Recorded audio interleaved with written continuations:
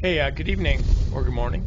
Dan Fitzpatrick here, stockmarketmentor.com. And I want to look at CrowdStrike here. Um, but first, here's the thing. I've been talking about Robinhood the other day, or, for the for the last couple days, that's for sure. But if you're a member, you already know this, and I've really I'm giving you a strong and deep play-by-play in the premium video tonight on how to identify these types of things as they're happening. You can't really predict them, but you can identify these things as they are happening.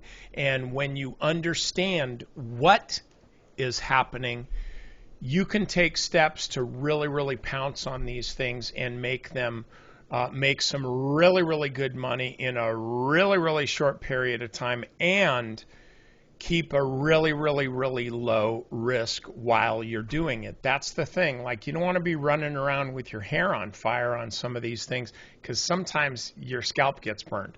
What you want to be doing is having a plan and a process for doing these types of trades, and you have to have an understanding of how these trades, of how these stocks work, why they're doing what they're doing, when to get out, and stuff like that. So I'm telling you all of that for members, in tonight's strategy session. So I just thought I'd mention that. We have a lot of people coming in lately as new members, and if you're not one of them yet, hey, I invite you to give it a try. I'm working my tail off here. So back to CrowdStrike. This stock, we were stopped out of this too soon. I thought this was going to be moving up quicker. And that was my bad. But this is a kind of an object lesson in trading.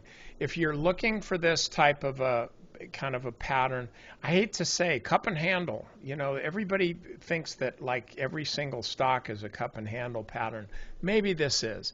I just know that you got kind of a nice little bowl pattern here. Stock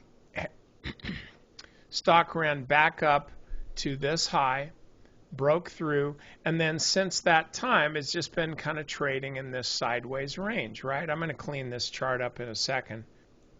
So it's just been trading around in that little sideways range. Okay, well, I got a little impatient, and I did. I kind of tried to make something happen, I guess. I mean, I don't think we lost money on it. I think we actually made a little bit. And I take that back. I didn't try to make something happen.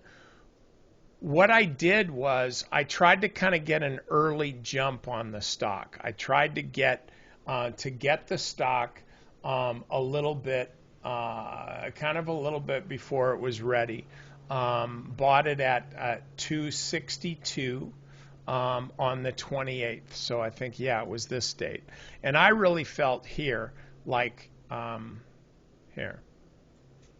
That was the 28th. I really thought the stock was going to be doing this. That was just kind of my sense. So that was my thought process when I bought it. But I kept a pretty tight stop on it because I didn't know.